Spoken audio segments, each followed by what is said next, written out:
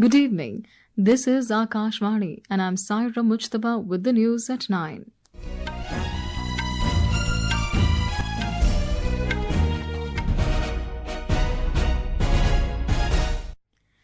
The headlines. India and Venezuela review full spectrum of bilateral relations and explore new avenues of cooperation in energy, trade and healthcare. Home Minister Amit Shah asked chief ministers of northeastern states to focus on AI, machine learning and blockchain infrastructure for new generations. World Yogasan Sports Championship begins in Ahmedabad. Prime Minister Narendra Modi hopes it will give Yogasan a global sports identity. India launches first flex fuel passenger vehicle operating on a wide range of ethanol petrol blends. Southwest monsoon hits Kerala. IMD forecasts heavy to very heavy rainfall over Kerala, Karnataka and Tamil Nadu during the next 7 days. And in world boxing rankings, India's Jasmine Lamboria climbs to world number 1, while Priya Gangas and Vishwanath Suresh enter into top 3. And now the news in detail. Prime Minister Narendra Modi today held talks with acting President of Venezuela, Delcy Rodriguez, in New Delhi. The two leaders reviewed the full spectrum of bilateral relations and explored new avenues of cooperation in energy, trade, investment, healthcare and automobiles, among others. In a social media post, Mr. Modi said they had extensive discussions on expanding cooperation in energy, critical minerals, technology, agriculture, health and people-to-people ties.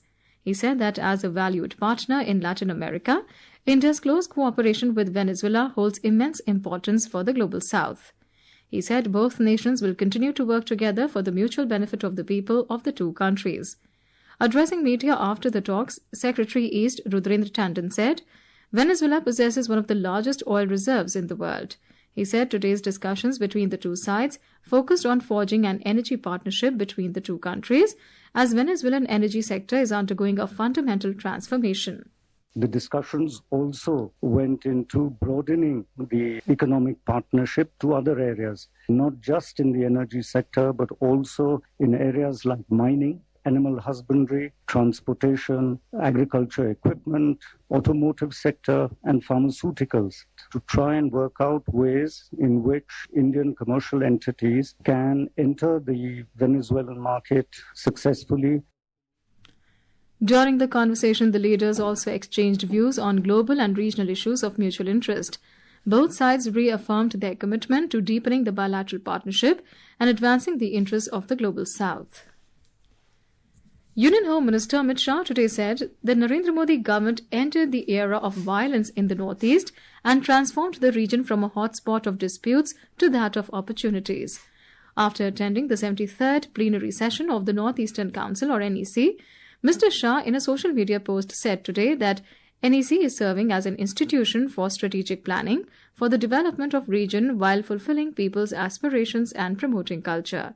In the NEC meeting, the Home Minister instructed CMs to shift the focus from law and order to shielding the rights of citizens, as insurgency is no longer an issue. He also directed states to build AI, machine learning and blockchain infrastructure for new generations. Mr. Shah said that he also instructed to market Northeast potential in agarwood, foreign trade and health tourism. Prime Minister Narendra Modi today said that yoga is India's timeless gift to humanity. Virtually joining the inaugural edition of the World Yogasan Sports Championship being held at the Eka Arena in Ahmedabad, the Prime Minister said that yoga unites the mind, body and spirit and inspires a healthier and more harmonious world. इस championship के माध्यम से योगासन को एक competitive sports के रूप में नई पहचान मिलेगी। मुझे विश्वास है कि भविष्य में योगासन भी अंतर्राष्ट्रीय खेलकूद में अपनी जगह बनाएगा, चाहे ओलंपिक्स हो या मल्टी स्पोर्ट्स इवेंट्स हो। और निश्चित तौर से इसमें इस पहली वर्ल्ड योगासन चैंपियनशिप की बहुत बड़ी भूमिका होगी। We have a report. The Eka Arena in Ahmedabad has opened its door to more than 400 participants from 60 nations, including international contingents from USA, Ghana, Kenya and Malaysia. Host nation India is fielding a strong 122-member squad competing across 6 age categories from sub-juniors to senior masters. In a global first for the sport, an advanced electronic scoring system has been introduced to ensure absolute transparency in judging every posture, balance and flow. This championship signifies a major transformation for Yogasana, elevating it from a discipline of spiritual wellness into a highly technical, competitive sporting event aimed at Olympic movement. Aparna Khon, Akashvani News, Ahmedabad. Defence Minister Rajnath Singh today approved a twofold increase in financial ceiling for field commanders to strengthen operational efficiency in New Delhi. He also released the revised delegation of financial powers for the defence services, including medical and works projects. The Ministry of Defence said the revised delegation of financial powers will facilitate procurement of more than 1,25,000 crore rupees through the revenue route, in line with the current year's budgetary allocations.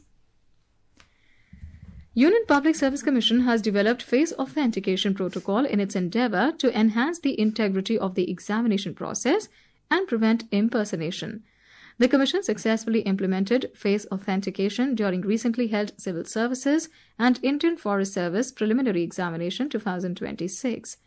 The system enabled live, real-time authentication of candidates at exam venues through mobile phone-based verification by invigilators, ensuring seamless identification and eliminating the possibility of impersonation and malpractice. New and Renewable Energy Minister Prahlad Joshi today said that India has made extraordinary strides in renewable energy, emerging as one of the world's top producers of non-fossil fuel capacity. The minister made these remarks on the event of 2 years of PM Surya Ghar Muft Bijli Yojana, scaling the solar home to 1 crore rooftops in New Delhi. He said the main reason for the success of the scheme is that citizens of the country have understood that they can generate their own electricity on rooftops and the electricity bill can become zero. The Ministry of Parliamentary Affairs and West Bengal Legislative Assembly today signed an MOU for the implementation of National E-Vidhan Application or NIVA in West Bengal Assembly at Parliament in New Delhi. Union Parliamentary Affairs Minister Kiren Rijiju termed the integration of the West Bengal Assembly into NIVA as historic. He said that all assemblies and parliament of the country have now come onto a single platform. Mr. Rijiju said that this application has been launched to fulfill Prime Minister Modi's vision of One Nation, One Application. This is Akashvani giving you the news. For quick news updates round the clock, follow us on our X handle at AIR News Alerts. And for details of these stories and more, log on to our website www.newsonair.gov.in and download the News on AIR app. Welcome back. You're listening to News at 9. Union Minister for Petroleum and Natural Gas Hardeep Singh Puri and Union Minister for Road Transport and Highways Nitin Gadkari today launched India's first flex fuel passenger vehicle by Maruti Suzuki in New Delhi. Flex fuel vehicles can operate on a range of ethanol petrol blends from E20 up to E100. Speaking at the launch, the minister said the entry of flex fuel technology into the passenger vehicle segment is not merely a product launch, but the beginning of a new chapter in the country's energy transition. Mr. Puri said that large-scale adoption of flex fuel technology can significantly multiply the impact of ethanol-based mobility.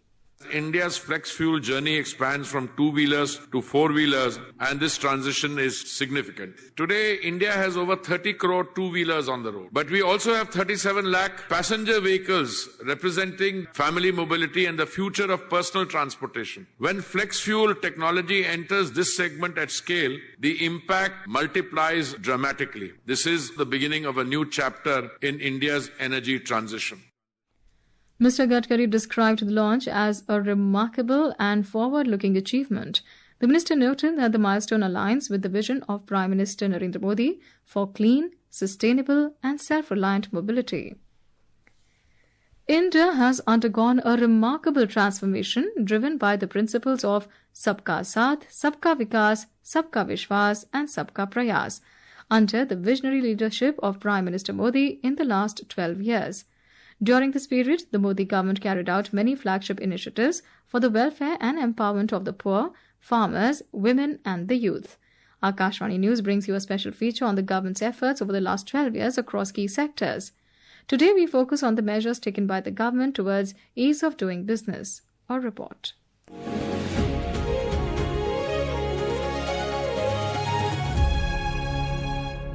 These reforms have strengthened investor confidence, promoted entrepreneurship, and enhanced India's position as a globally competitive business destination. Startup India initiative, launched in 2016, is nurturing innovation, promoting entrepreneurship, and enabling investment-driven growth. Due to the efforts of the government, the number of startups has gone up to 223,000 in March this year from just around 500 in 2016. The Income Tax Department launched the new e-filing portal in June 2021 to provide greater taxpayer convenience. GST reforms provided an additional boost to ease of doing business. Talking to Akashvani News, a chartered accountant Manoj Baser of Thane in Maharashtra said that the reforms in direct and indirect taxes has brought economic stability. केंद्र सरकार के अप्रत्यक्ष और प्रत्यक्ष कर के ऊपर The indirect and direct tax reform undertaken by central government are a major step forward the country's economy. Through its indirect tax reforms, the government has moved towards the vision of one nation, one tax. It has also significantly reduced the complexity of multiple tax structure by consolidating into fewer slabs, and there are indications that further rationalization may take place in the future. To address procedural hurdles and simplify MSME registration, the government introduced Udyam Registration Portal. The MSME registration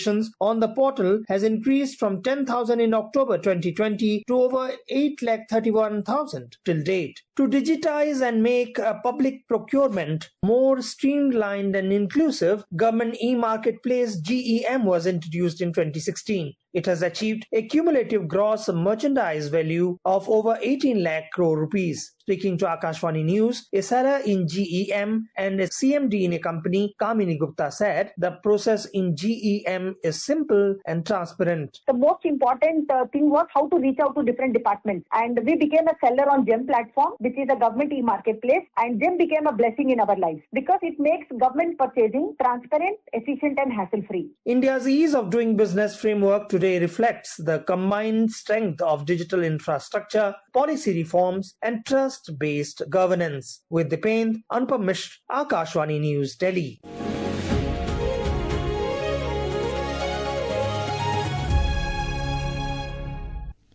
External Affairs Minister Dr. S. Jaishankar today said India and UK are well positioned to build a new future-oriented and mutually beneficial partnership.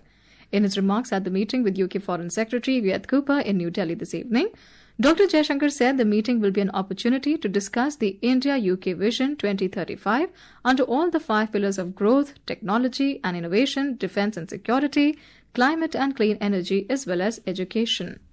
On to sports. In Indonesia Open Badminton, Indian pair of M.R. Arjun and Hariharan Amsakarunan has advanced to the men's doubles quarterfinals in Jakarta. The Indian duo defeated the Malaysian pair of Aaron Thai and Kang Hai Shing in a hard-fought match today. India has retained its strong presence in the latest world boxing rankings.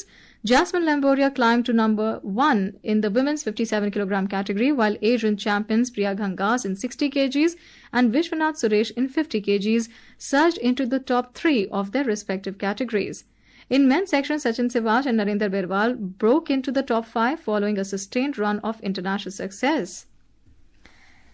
The southwest monsoon has arrived in Kerala today. The India Meteorological Department or IMD has forecast heavy to very heavy rainfall over Kerala and Karnataka and heavy rainfall over Tamil Nadu during the next 7 days. Heavy to very heavy rainfall is also likely over Mahe, Puducherry and Karaikal tomorrow. Meanwhile, Delhi NCR today witnessed heavy rainfall, bringing relief from warm and humid conditions. IMD also predicted very light and light rainfall accompanied by thunderstorms and lightning tonight. And now, before we end the bulletin, here are the headlines once again. India and Venezuela review full spectrum of bilateral relations and explore new avenues of cooperation in energy, trade and healthcare. Home Minister Amit Shah asked CMs of northeastern states to focus on AI, machine learning and blockchain infrastructure for new generations. World Yogasan Sports Championship begins in Ahmedabad. Prime Minister Modi hopes it will give Yogasan a global sports identity. India launches first flex-wheel passenger vehicle operating on a wide range of ethanol-petrol blends. Southwest monsoon hits Kerala. IMD forecasts heavy to very heavy rainfall over Kerala, Karnataka and Tamil Nadu during the next 7 days. And in world boxing rankings, India's Jasmine Lamboria climbs to world number 1 while Priya Ghangas and Vishwanath Suresh enter top 3. That's all in the news at 9. Good night.